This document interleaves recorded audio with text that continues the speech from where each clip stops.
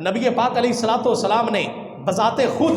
کئی احادیث مبارکہ کے اندر یہ فرمایا کہ میں آخری نبی ہوں، میرے بعد کوئی نبی نہیں ہے۔ سیدنا ابو ہریرہ رضی اللہ تعالیٰ عنہ حدیث پاک کے راوی ہیں، میرے آقا علیہ الصلوۃ والسلام فرماتے ہیں، فرمایا میری مثال اور مجھ سے پہلے انبیاء کی مثال اس شخص کی طرح ہے جس نے ایک بہت حسین و جمیل گھر کو تعمیر کیا، ایک محل بنایا، مگر اس کے ایک کونے کے اندر ایک اینٹ کی جگہ کو چھوڑ دیا۔ لوگ اس محل کو دیکھنے کے لیے آتے ہیں، اس کے گھر کو دیکھنے کے لیے آتے ہیں، اس کے گرد چکر لگاتے ہیں، گھومتے ہیں اور تعجب کرتے ہیں، کہتے ہیں یار گھر تو بڑا خوبصورت ہے لیکن یہ اینٹ کیوں نہ رکھی؟ میرے آقا نے فرمایا کہ وہ قصر نبوت کی آخری اینٹ میں ہوں اور میں آخری نبی ہوں کہ اللہ نے مجھے نبوت دے کر اس قصر نبوت کو مکمل کر دیا۔ اب اللہ تبارک و تعالی نے نبوت کا میرے اوپر خاتمہ کر دیا ہے۔ یہ نبوت کا جو کم و بیش 1,24,000 پیغمبروں سے ایک خوبصورت محل نبوت جو تیار ہوا ہے، اس کی جو آخری اینٹ ہے، جو اس کی تکمیل کے اندر سب سے آخری کردار ہے، وہ میرے آقا علیہ الصلوۃ والسلام کا ہے۔ حضرت سیدنا ثعبان رضی اللہ تعالیٰ عنہ روایت فرما رہے ہیں، نبی پاک صلی اللہ تعالیٰ علیہ وسلم نے ارشاد فرمایا بے شک اللہ نے میرے لیے تمام روئے زمین کو لپیٹ دیا، میں نے مشرقوں کو اور مغربوں کو دیکھ لیا۔ اس حدیث پاک کے آخر میں فرمایا ان قریب میری امت کے اندر 30 کذاب آئیں گے، بڑے بڑے جھوٹے آئیں گے جو دعوی نبوت کریں گے، ان میں سے ہر ایک یہ گمان کرے گا کہ وہ آخری نبی ہے، حالانکہ آخری نبی میں ہوں اور میرے بعد کوئی پیغمبر نہیں آئے گا۔ میرے آقا علیہ الصلوۃ والسلام بالکل واضح فرما رہے ہیں کہ میں خاتم النبیین ہوں، میں آخری نبی ہوں، میرے بعد کوئی نبی نہیں آئے گا۔ اور صحابہ کرام نے اس عقیدہ ختم نبوت کا جو دفاع کیا اور اس کو جس بہترین انداز کے اندر صحابہ کرام نے ہینڈل کیا اور اس کے خلاف جہاد کیا اور بڑا سے بڑا لشکر اس کے لیے روانہ کیا، تو تاریخ اسلام کے اندر ہم دیکھتے ہیں کہ سب سے بڑی جنگیں جو لڑی گئی ہیں ان میں سے ایک جنگ وہ ہے جو مسیلمہ کذاب کے خلاف لڑی گئی۔ اس نے میرے آقا علیہ الصلوۃ والسلام کے دور کے اندر اس نے دعوی نبوت کیا اور میرے آقا علیہ الصلوۃ والسلام کو اس نے خط لکھا کہ مسیلمہ رسول کی طرف سے محمد الرسول اللہ کو پیغام بھیج رہا ہوں۔ میرے آقا علیہ الصلوۃ والسلام تک جب وہ خط پہنچا، میرے آقا علیہ الصلوۃ والسلام نے اس کا جواب کیا دیا؟ فرمایا محمد الرسول اللہ کی طرف سے سب سے بڑے جھوٹے مسیلمہ کذاب کو میرا جواب یہ ہے۔ اس وقت سے آج تک مسیلمہ کا نام جب بھی کوئی لیتا ہے تو اس کے نام کے ساتھ کذاب کا لفظ، سب سے بڑا جھوٹا، اس چیز کا لفظ اس کے نام کا حصہ بن گیا۔ میرے آقا علیہ الصلوۃ والسلام نے اپنی زندگی کے آخری ایام میں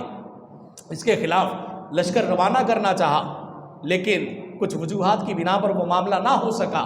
تو سیدنا صدیق اکبر رضی اللہ تعالیٰ عنہ جب آپ مسند خلافت پر آئے، حالانکہ بہت سارے چیلنجز درپیش تھے، اس کے باوجود سیدنا صدیق اکبر رضی اللہ تعالیٰ عنہ نے بہت بڑا لشکر مسیلمہ کذاب کے مقابلے کے اندر بھیجا اور اس لشکر نے اس کے ساتھ لڑائی کی اور اس کے جتنے بھی ہواری تھے، جتنے بھی اس کے چاہنے والے تھے، ان سب کو قتل کیا اور بالآخر مسیلمہ کذاب کو بھی جو ہے وہ واصل جہنم کیا گیا۔ اگر یہ معاملہ چھوٹا ہوتا، اگر اس پر توجہ دینا کوئی ضروری نہ ہوتا تو سیدنا صدیق اکبر سارے معاملات چھوڑ کر مسیلمہ کذاب کی طرف متوجہ نہ ہوتے، چونکہ یہ معاملہ اتنا بڑا تھا۔ یہ مسلمانوں کا بنیادی عقیدہ ہے کہ نبی پاک علیہ السلام کو وہ آخری نبی مانتے ہیں۔ اگر آقا علیہ الصلوۃ والسلام کے آخری نبی ہونے کے بارے میں کوئی شک کرتا ہے، کوئی یہ تسلیم کرتا ہے کہ آپ کے بعد بھی کوئی نبی آ سکتا ہے، تو پھر اس کا مطلب یہ ہے کہ نبی پاک علیہ السلام کی شریعت تو پھر ختم ہو گئی، آپ کا لایا ہوا قرآن تو پھر ختم ہو گیا، آپ کا لایا ہوا دین اسلام تو پھر ختم ہو گیا، تو اسلام تو سارے کا سارا ہی جو ہے وہ ختم ہو جاتا ہے۔ تو اس وجہ سے ضروری ہے کہ آپ کے عقیدہ ختم نبوت کے اوپر بھرپور پہرا دیا جائے، اور الحمدللہ امت مسلمہ نے یہ پہرا دے کے دکھایا ہے، اور جس دور کے اندر بھی وہ مسیلمہ کذاب کی صورت میں ہو، وہ اسود عنسی کی صورت میں ہو، وہ متنبی کی صورت میں ہو، یا مرزا غلام احمد قادیانی کی صورت کے اندر ہو، امت مسلمہ نے مقابلہ کر کے دکھایا ہے۔ اور جس نے بھی میرے آقا علیہ الصلوۃ والسلام کے خاتم النبیین ہونے پر ڈاکہ ڈالا اور آقا کے آخری نبی ہونے والے عقیدے کو جھٹلانے کی کوشش کی ہے، الحمدللہ امت نے بھرپور مقابلہ کیا ہے، اور امت نے یہ کر کے دکھایا ہے۔ آج کے دور کے اندر کہ جہاں پر ایک چھوٹی سی بات منوانا انتہائی مشکل کام ہوتا ہے، اس امت کے اندر اگرچہ ہمارے اعمال کمزور ہیں، ہم جو ہے وہ اتنی قوت ارادی اور اتنی ہماری قوت ایمانی نہیں ہے، لیکن اس کے باوجود ہمارے ملک پاکستان کے اندر لاکھوں لوگوں نے شہادتیں دی، جیلیں کاٹی، احتجاج کیے، بہت کچھ کیا، پھر جا کے تاریخ نے وہ دن دکھایا کہ جب 7 ستمبر 1974 کے اندر پاکستان کے آئین کے اندر یہ قانون بنا کہ مرزا غلام احمد قادیانی بھی کافر ہے، اور ہر بندہ جو اس کو نبی مانے گا پاکستان کے قانون کے اندر اس کو کافر تسلیم کیا جائے گا۔ وہ نہ مسلمان ہے نہ کبھی ہو سکتا ہے، وہ اپنی عبادت گاہوں کا نام مسجد نہیں رکھ سکتے، وہ اپنے آپ کو مسلمان نہیں کہلوا سکتے۔ الحمدللہ جب بھی اس معاملے پر کسی نے بھی کچھ کرنے کی جسارت کی ہے، امت نے بھرپور مقابلہ کیا ہے، لوگوں نے شہادتیں دی ہیں۔ جب بھی قانون کے اندر کہیں پر ترمیم کرنے کی کوشش کی گئی ہے، الحمدللہ جوان مردی کا مظاہرہ کرتے ہوئے امت کے نوجوانوں نے اپنی جانیں قربان کر کے اس عقیدے کی حفاظت کی ہے۔ اور کیوں نہ اس عقیدے کی حفاظت کی جائے کہ جب صحابہ کرام نے اپنی جانیں دے کر اس عقیدے کو بچایا اور جھوٹے جو مدعیان نبوت تھے ان کا مقابلہ کیا، تو ہماری جانیں تو صحابہ سے زیادہ اعلیٰ نہیں ہے، ہمارا خون تو ان سے زیادہ قیمتی نہیں ہے، ہمارا ایمان تو ان سے زیادہ نہیں ہے۔ الحمدللہ ہر دور کے اندر امت مسلمہ نے مقابلہ کر کے دکھایا ہے، اور میرے آقا علیہ الصلوۃ والسلام کی بے شمار حدیث مبارکہ ہے کہ جس کے اندر بیان فرمایا کہ میں آخری نبی ہوں۔ میرے آقا علیہ الصلوۃ والسلام فرماتے ہیں، فرمایا کہ مجھے 6 وجوہات ایسی ہیں کہ اللہ تعالیٰ نے جن وجوہات کی بنا پر مجھے دیگر نبیوں پر فضیلت عطا فرمائی ہے۔ نمبر 1 فرمایا مجھے جامع الکلمات عطا کیے گئے، لوگ پوری دیہڑی لگا کر پورا دن لگا کر وہ بات نہیں سمجھا پاتے جو میں 2 لفظوں کے اندر سمجھا دیتا ہوں۔ فرمایا اللہ نے مجھے جوامع الکلمات عطا فرمائے ہیں، پوری کتابیں ان 2 لفظوں کے اوپر لکھی جا سکتی ہیں جو میرے آقا کی زبان حق ترجمان سے ادا ہوئے۔ فرمایا دوسرا روب کے ذریعے میری مدد کی گئی ہے، اللہ نے میری ذات کے اندر وہ روب رکھا ہے، وہ دبدبہ رکھا ہے کہ کیسر و کسریٰ کے محلات کے اندر بھی اگر میرا نام لیا جاتا ہے ان کی راتوں کی نیندیں اڑ جاتی ہیں۔ اللہ نے مجھے وہ روب اور دبدبہ عطا فرمایا ہے۔ پچھلے جمعے وہ ایک واقعہ بیان کیا گیا کہ جب ایک شخص نے آ کر مکے کے سرداروں کو کہا کہ ابو جہل نے میرا مال مار لیا ہے، میرے مال کو دبا لیا ہے، پیسے نہیں دے رہا، انہوں نے مذاق کے طور پر کہا کہ وہ محمد بیٹھے ہوئے ہیں، جا کے ان سے کہو وہ تمہارے پیسے لے دیں گے۔ میرے آقا علیہ السلام کی بارگاہ میں جب وہ شخص آیا تو میرے آقا علیہ الصلوۃ والسلام نے اس کا بازو پکڑا، ابو جہل کے دروازے پر چلے گئے، جا کے دروازہ بجایا اور فرمایا کہ اس کے پیسے اس کو واپس کرو۔ ابو جہل خاموشی سے لے آیا اور پیسے واپس کر دیے۔ وہ شخص بڑا حیران ہے کہ میں تو اتنے دنوں سے چکر لگا رہا تھا اور یہ اتنا شرارتی بندہ، اتنا بدتمیز بندہ ہے کہ جتنی مرضی بڑی سفارش ڈلوا لے یہ بندہ پیسے نہیں دے سکتا، لیکن آپ نے تو 2 لفظوں کے اندر کہا اور اس نے اندر سے جا کے پیسے لا کے دے دیے، اس کی وجہ کیا ہے؟ جب ابو جہل سے پوچھا گیا تو کہنے لگا کہ جب محمد صلی اللہ تعالیٰ علیہ وسلم نے مجھے آ کر یہ کہا کہ اس کے پیسے دو، میرے اوپر رعب اتنا پڑ گیا کہ پیسے دینے کے علاوہ میرے پاس چارہ ہی کوئی نہیں تھا،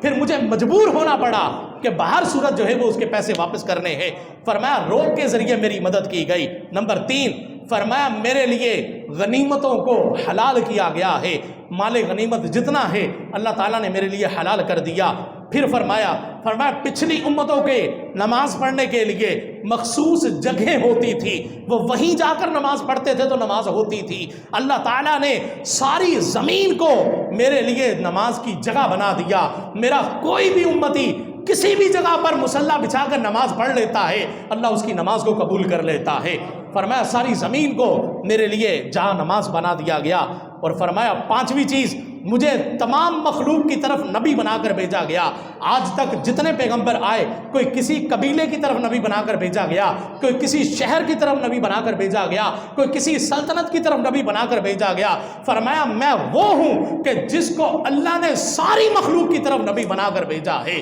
اللہ اکبر۔ اور فرمایا چھٹی وجہ جو اللہ تعالیٰ نے مجھے عطا فرمائی ہے کسی اور نبی کو نہیں عطا کی گئی، فرمایا مجھ پر نبیوں کے سلسلے کو ختم کر دیا گیا، میں آخری نبی ہوں، میرے بعد کبھی کوئی نبی نہیں آئے گا۔ یہ اللہ تعالیٰ نے میرے آقا علیہ الصلوۃ والسلام کو یہ خوبیاں عطا فرمائیں، یہ جو ہے وہ اللہ تعالیٰ نے آپ کو فضیلتیں عطا فرمائی ہیں۔ سیدنا جبیر بن مطعم رضی اللہ تعالیٰ عنہ سے روایت ہے، رسول اکرم صلی اللہ تعالیٰ علیہ وسلم نے ارشاد فرمایا کہ بے شک میرے کئی نام ہیں، میں محمد ہوں، میں احمد ہوں، میں ماہی ہوں، کہ اللہ تعالیٰ میرے سبب سے کفر کو مٹا دیتا ہے، میں حاشر ہوں کہ لوگوں کو میدان محشر کے اندر میرے قدموں پر جمع کیا جائے گا، اور فرمایا میں عاقب ہوں، اور عاقب وہ ہوتا ہے جس کے بعد کوئی نبی نہ آئے۔ فرمایا میں آخری نبی ہوں، اللہ تعالیٰ نے مجھے آخری نبی بنا کر بھیجا ہے۔ اللہ اکبر۔ اور سیدنا جابر بن عبداللہ رضی اللہ تعالیٰ عنہ سے روایت ہے، حضور اقدس صلی اللہ تعالیٰ علیہ وسلم نے ارشاد فرمایا کہ میں تمام رسولوں کا قائد ہوں، سارے رسول میرے پیچھے ہیں، میں سب کی قیادت کرتا ہوں، اور یہ بات میں بطور فخر کے نہیں کہتا، اور فرمایا کہ میں تمام پیغمبروں کا سب سے آخری پیغمبر ہوں، اور یہ بات بطور فخر کے نہیں کہتا، اور قیامت والے دن اللہ کی بارگاہ کے اندر سب سے پہلے جس کی شفاعت کو قبول کیا جائے گا، فرمایا وہ میں ہوں گا، اور یہ بات میں بطور فخر کے نہیں کہتا۔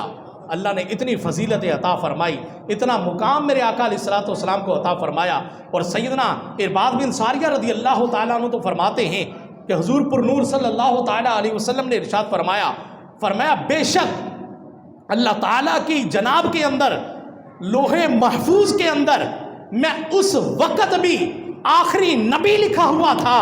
جب آدم علیہ الصلوۃ والسلام اپنی مٹی کے اندر ابھی گوندے ہوئے تھے، ابھی ان کا مجسمہ بھی نہیں بنا تھا،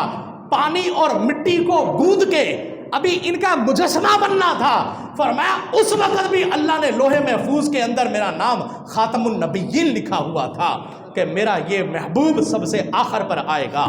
اللہ اکبر۔ اور اللہ نے میرے آقا علیہ الصلوۃ والسلام کو جہاں اتنی خوبیاں عطا فرمائی، وہاں پر سب سے آخری نبی ہونے کا اعزاز بھی نبی پاک علیہ الصلوۃ والسلام کو عطا فرمایا۔ تو میرے آقا علیہ الصلوۃ والسلام آخری نبی ہیں، اور اس بات کا ایقان ہونا، یقین ہونا، اور اس پر آخری دم تک پہرا دینا، یہ ہر مسلمان کی ذمہ داری ہے۔ کوئی بھی اس چیز کا دعویٰ کرے کہ وہ توبہ نعوذ باللہ وہ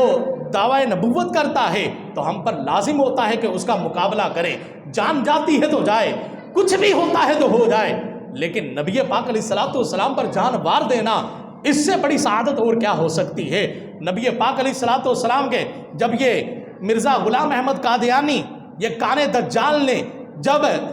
دعوی نبوت کیا، یہ ایسا جھوٹا تھا کہ سب سے پہلے تو یہ اپنے آپ کو صوفی ہونے کا دعویٰ کرتا تھا، پھر اس کے بعد اس نے جو ہے وہ یہ دعویٰ کیا کہ میرے اوپر الہام ہوتا ہے، میرے اوپر جو ہے وہ اللہ کی طرف سے پیغام آتا ہے، پھر اس کے بعد اس نے مہدی ہونے کا دعویٰ کیا کہ جو امام مہدی قرب قیامت میں آئیں گے وہ مہدی میں ہوں، پھر جب اس سے بھی اس کا دل نہ بھرا تو اس نے نبوت کا دعویٰ کر دیا اور کہا کہ میرے اوپر وحی نازل ہوتی ہے۔ اس وقت کے علماء نے اس کا ایسا مقابلہ کیا، قربان جاؤں اعلیٰ حضرت پر، مولانا شاہ امام احمد رضا خان فاضل بریلوی رحمۃ اللہ تعالیٰ علیہ پر۔ آپ نے اپنی زندگی کے اندر بہت تھوڑے لوگ ہیں، چند گنتی کے 4-5 لوگ ہیں کہ جن کو نامینیٹ کر کے، جن کا نام لے کر ان کے اوپر حکم کفر لگایا۔ ان میں سے ایک مرزا غلام احمد قادیانی بھی ہے کہ جس کا نام لے کر اعلیٰ حضرت نے اس کے اوپر حکم کفر لگایا کہ یہ کافر ہے اور اس کو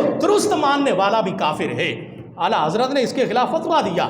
جو ہمارے اس وقت کے علماء تھے، قربان جاؤ پیر سید مہر علی شاہ صاحب رحمۃ اللہ تعالیٰ علیہ پر، آپ نے وہ مقابلہ کیا کہ آپ جب 1890 کے اندر آپ مکہ المکرمہ کے اندر حج کرنے کے لیے گئے تو وہاں پر